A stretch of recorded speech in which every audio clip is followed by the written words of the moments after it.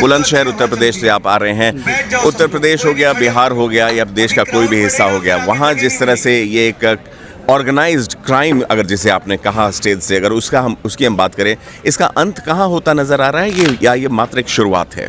धर्मेंद्र प्रधान का इस्तीफा, और धर्मेंद्र प्रधान का इस्तीफा ही नहीं, आज युवा और छात्र जाग चुके हैं। अगर उनके साथ किसी भी परिस्थिति में कोई भी उनका दुरुपयोग किया जाएगा, छात्र, नौजवान, देश का युवा अपने हक के लिए लड़ेगा और अपने हक को उस मुकाम तक लेके जाएगा जहां तक उसको सफलता नहीं मिलेगी। बिल्कुल। आप भी अगर आगे आना चाहें, अगर आप व्यस्त, मैं आपसे भी बातचीत करता रहूँगा। आपका शुभ नाम क्या हुआ? राहुल करदम। कहाँ से आए राहुल? कालका जी से। कालका जी, दिल्ली से आए हैं जी। ये जो इस तरह का यहाँ पर प्रोटेस्ट किया जा रहा है, हमने 6 जून को भी ये स्थिति देखी थी। मैं शामिल था उसमें भी। आप शामिल थे उसमें, हम लोग भी आपके साथ शामिल थे उसमें। आपको लगता है कि ये हल्की ही चोट सही, but it will leave a mark?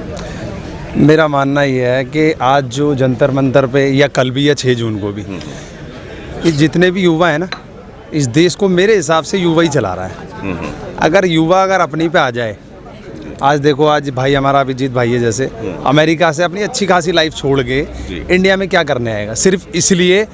एक तो 22 लाख स्टूडेंट, नीट हो, SSC हो, CBSE हो, कुछ भी, सारा धोखाधड़ी सबके साथ, बच्चों के साथ खिलवाड़ करने का, धोखा करने का काम ये सरकार कर रही है। और सरकार को शर्म आनी चाहिए। धर्मेंद्र प्रधान को अब तक तो इस्तीफा कई बार दे देना चाहिए था, एक बार नहीं, कई बार।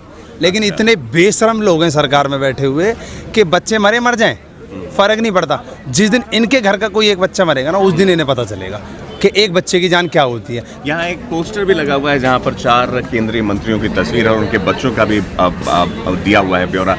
आपको लगता है कि चोरी तब तक चोरी नहीं होती है जब तक कि वो पकड़ी ना जाए? ये अभी ये घटना हुई, उजागर हुई, तो ये बात सामने आती है। इससे पहले भी ऐसी स्थिति तो थी देश में जितने भी मंत्रालय और जितने भी मिनिस्टर हैं मेन, उनमें से एक बच्चे का नाम बताओ जो दिल्ली के किसी भी स्कूल में या किसी भी कॉलेज में, किसी भी यूनिवर्सिटी में ये लोग उन्हें पढ़ा रहे हों। ऐसा एक भी बताओ कि जो UPSC से लेके, नीट से लेके SSC, छोटे एग्जाम भी ले लो, जो यहाँ के तैयारी कर रहा हो और यहीं उन्होंने बोला हो कि आप यहाँ पढ़ो, हमारी सरकार है। मैं इस देश में अगर सरकार में शामिल हूँ, कैबिनेट में, मैं अपने बच्चों को बोलूँगा ना, यहाँ पढ़ो, मेरे पास पावर है। क्या आप ऐसा करेंगे? बिल्कुल करना चाहिए, बिल्कुल करना चाहिए। जी।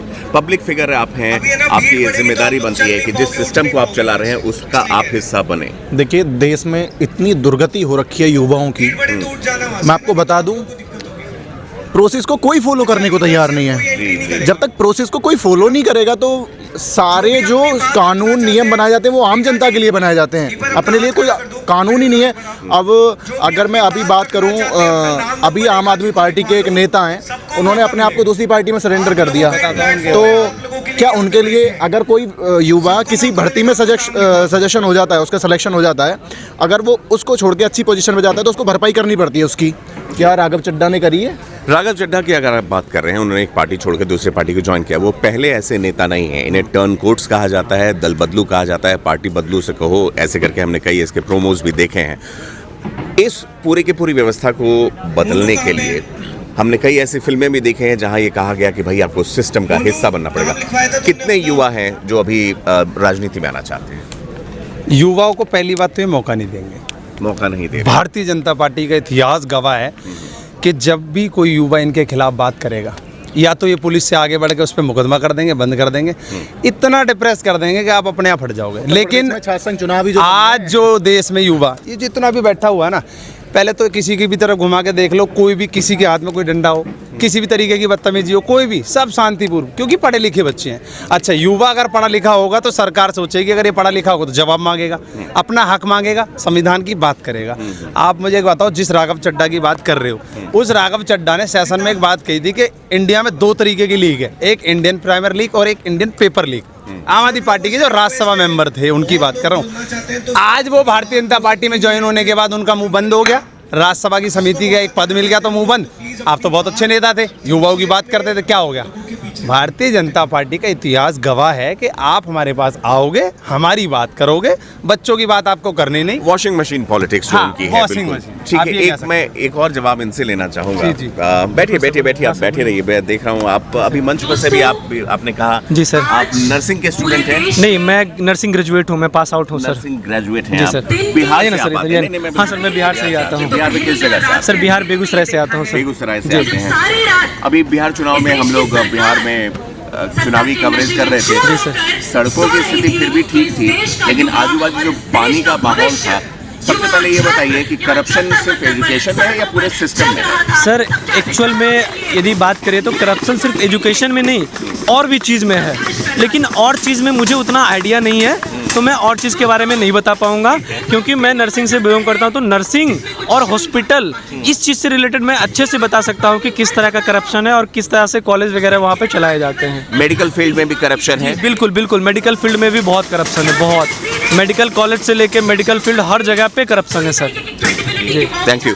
आप क्या कहना चाहेंगे? आप कल से यहाँ पर हैं, जी। बदलाव की उम्मीद की जा सकती है क्या? क्यों नहीं बदलाव की उम्मीद किया जाएगा, क्योंकि अगर मानिए अगर आज एक आदमी खड़ा हुआ था, सबसे पहले एक मीम पेज भरा था, लेकिन आज देखिए आज 1000 लोग खड़े हैं कि नहीं खड़े हैं, तो बदलाव क्यों नहीं उम्मीद करेंगे? सर हम लोग हिम्मत करके आए हैं सर, इतना दूर से हिम्मत करके आए हैं, और आज मैं बोल रहा हूँ ना, मैं वहाँ पे बोला हूँ और बहुत कोई मुझे क्रिटिसाइज भी करेंगे यदि ये वीडियो देखेंगे, लेकिन मैं फिर भी उन सारे छात्रों को कहना चाहता हूँ कि आप लोग भी आवाज़ उठाओ।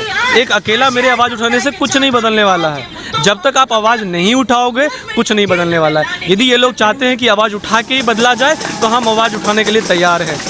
Message is loud and clear here. यहाँ पर देखिए कई लोग यहाँ पर है जो वन इंडिया से बातचीत करना चाहेंगे। हम लोग आपको अगले वीडियो में वो ज़रूर दिखाते हैं। एक चीज़ तय है कि यहाँ पर ये प्रोटेस्ट कह लें, ये आंदोलन कह लें या फिर एक मूवमेंट कह लें, इसकी जो नींव है वो कमज़ोर ग्राउंड पर बनी हुई नहीं नज़र आ रही है।